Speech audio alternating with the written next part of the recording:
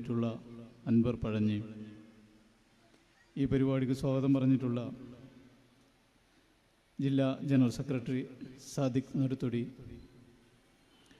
പരിപാടി ഉദ്ഘാടനം നിർവഹിച്ചിട്ടുള്ള ദേശീയ പ്രവർത്തക സമിതി അംഗം ഉമർ ഫാറൂഖ് സാഹിബ്, പാർട്ടിയുടെ സംസ്ഥാന അധ്യക്ഷൻ CP അബ്ദുൽ ലത്തീഫ് സാഹിബ്, അതുപോലെ തന്നെ പാർട്ടിയുടെ സംസ്ഥാന ജനറൽ സെക്രട്ടറി റോയ് അറക്കൽ,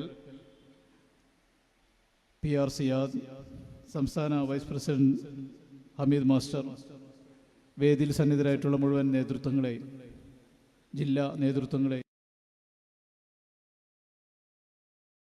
മതേതര ജനാധിപത്യ വിശ്വാസികളെ, പുതിയ സംസ്ഥാന കമ്മിറ്റിക്ക് മലപ്പുറം ജില്ലാ കമ്മിറ്റി സംഘടിപ്പിച്ച സ്വീകരണം, ആ സ്വീകരണത്തിന് ആദ്യമായി നന്ദി പ്രകാശിപ്പിക്കുകയാണ്. SDPയെ സംബന്ധിച്ചിടത്തോളം ഈ ഒരു സുദിനം ഒരുപക്ഷെ സോഷ്യൽ മീഡിയകളിലൂടെ നമ്മൾ നിരന്തരം നിരീക്ഷിച്ചു കൊണ്ടിരിക്കുന്ന വാർത്തകൾ അതൊരു പുതുമയല്ലായിരിക്കാം, എന്നാലും വീണ്ടും സാന്ദർഭികമായൊന്ന് സൂചിപ്പിക്കുകയാണ്. പാർട്ടി വളർന്നുകൊണ്ടിരിക്കുന്നു എന്നുള്ളതിൻ്റെ ദിശാസൂചകം തൊട്ടടുത്ത സംസ്ഥാനമായിട്ടുള്ള കർണാടകയിൽ 33 സീറ്റിൽ പാർട്ടി 7 സീറ്റിൽ നല്ല നിലയിൽ വിജയിക്കാൻ കഴിഞ്ഞു എന്നുള്ളത്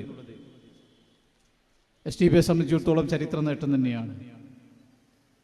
12 സീറ്റ് കോൺഗ്രസിനും 12 സീറ്റ് BJPക്കും 2 സീറ്റ് മറ്റ് കക്ഷികൾക്കും ഉൾപ്പെടുന്ന പ്രബലമായിട്ടുള്ള മത്സരരംഗത്താണ് നമുക്ക് 7 സീറ്റ് നേടി പാർട്ടിയുടെ സാധ്യത ഉറപ്പിക്കാൻ കഴിഞ്ഞിട്ടുള്ളത്. ഇത്തരത്തിൽ ഈ രാജ്യത്ത് ഉടനീളം ഏതാണ്ട് 8ഓളം സംസ്ഥാനത്തിൽ 800-നടുത്ത് ജനപ്രതിനിധികളെ സൃഷ്ടിക്കാൻ നമുക്ക് കഴിഞ്ഞിട്ടുണ്ട് ചുരുങ്ങിയ കാലയളവിനുള്ളിൽ. നമ്മളെ സംബന്ധിച്ചിടത്തോളം ജനപ്രതിനിധികൾ എന്ന് പറയുമ്പോൾ മറ്റു രാഷ്ട്രീയ പാർട്ടികൾ ചോദിച്ചുകൊണ്ടിരിക്കുന്ന ഒരു ചോദ്യമുണ്ട്: നിങ്ങൾക്ക് MLA-മാരുണ്ടോ, MP-മാരുണ്ടോ? മറ്റു ചോദ്യത്തിന് മുന്നിലേക്കാണ് ഞങ്ങൾക്ക് ഇന്ത്യയിൽ ഏതാണ്ട് വിവിധ സംസ്ഥാനങ്ങളിലായി 800-നടുത്ത് ജനപ്രതിനിധികളുണ്ട് എന്നുള്ളൊരു യാഥാർത്ഥ്യം നമുക്ക് തുറന്നു കാട്ടുവാനുള്ളത്. അത് ഞാൻ പറയുന്ന കണക്കല്ല. തെരഞ്ഞെടുപ്പ് കമ്മീഷന്റെ അവരുടെ സൈറ്റിൽ നിങ്ങൾക്ക് പരിശോധിച്ചാൽ ഇക്കാര്യം വളരെ വ്യക്തമായി നമുക്ക് മനസ്സിലാക്കാൻ കഴിയും. ഇവിടെ പല പ്രാസംഗികരും മുന്നേ സൂചിപ്പിച്ചു വഖഫ് വിഷയവുമായി ബന്ധപ്പെട്ട ചർച്ചകൾ കേരളത്തിലേറെ സജീവമായി കൊണ്ടിരിക്കുന്ന ഒരു ചർച്ചയാണല്ലോ.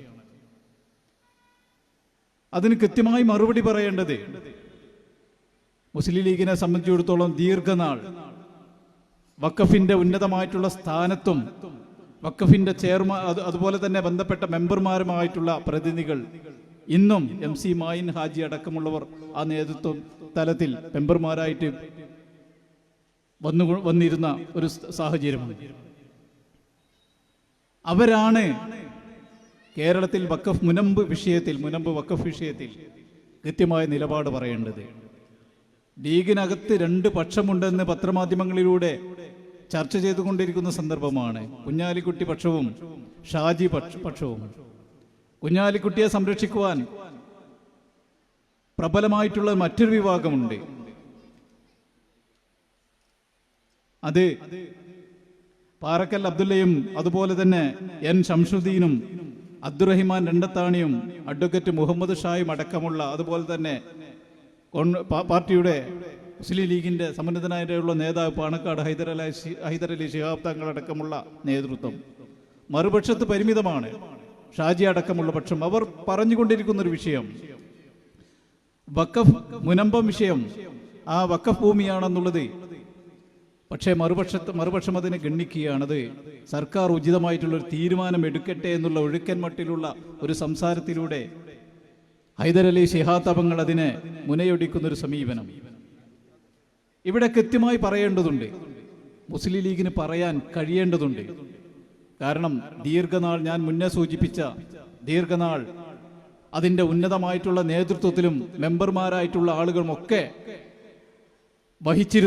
നേതൃത്വം വഹിച്ചിരുന്ന ആ വഖഫ് ബോർഡിൽ അതിന് കൃത്യമായ ഇടപെടലുകളെ കുറിച്ച് ധാരണയുണ്ടാവും അവർക്ക്, യാതൊരു സംശയമില്ല.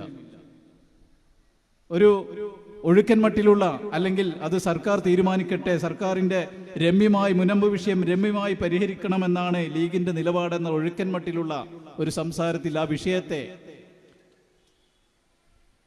വളരെ ലഘുവാക്കി വിടുവാനുള്ളൊരു ശ്രമം അത് ഈ പ്രബലപക്ഷത്തിൻ്റെതാണ്. ഈ പ്രബലപക്ഷം എന്ന് പറയുമ്പോൾ കൃത്യമായ താല്പര്യമുണ്ടാകും, കോർപ്പറേറ്റ് താല്പര്യമുണ്ടാകും അതിൻ്റെ പിന്നിൽ എന്നുള്ളത്, അതിൻ്റെ ഗൗരവം ലീഗിൻ്റെ പ്രവർത്തകർക്കടക്കം തിരിച്ചറിഞ്ഞിട്ടുണ്ട്. അതിൻ്റെ ഉദാഹരണമാണല്ലോ കോഴിക്കോട് ലീഗിൻ്റെ ഓഫീസിൽ പോസ്റ്ററുകൾ പ്രത്യക്ഷപ്പെട്ട ഒരു സാഹചര്യം. ആരെ വിളിക്കാൻ പറഞ്ഞു? സാദിഖ് അലി തങ്ങളെ വിളിക്കൂ, ലീഗിനെ രക്ഷിക്കൂ.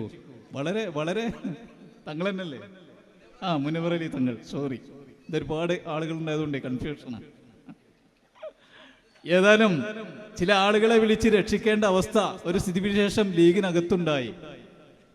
നമ്മൾ പറയുമല്ലോ, ഈ വ്യക്തിത്വ വികസന ക്ലാസ്സുകളിലൊക്കെ ഒരുപക്ഷെ നിങ്ങൾ കേട്ടിട്ടുള്ള ഒരു കഥയുണ്ട്. കഥയല്ലാതെ ഒരു യാഥാർത്ഥ്യമാണ്.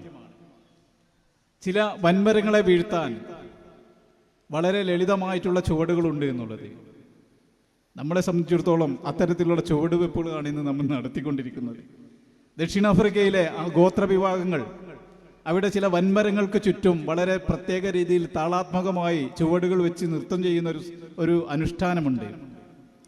ആ അനുഷ്ഠാനം കഴിഞ്ഞ് ഏതാനും നാളുകൾക്ക് ശേഷം എത്ര വേരോട്ടമുള്ള എത്ര വലിയ വൻമരമായാലും അത് നാളുകൾക്ക് ശേഷം കടപുഴകി വീഴുമെന്നാണ് അവരുടെ വിശ്വാസം.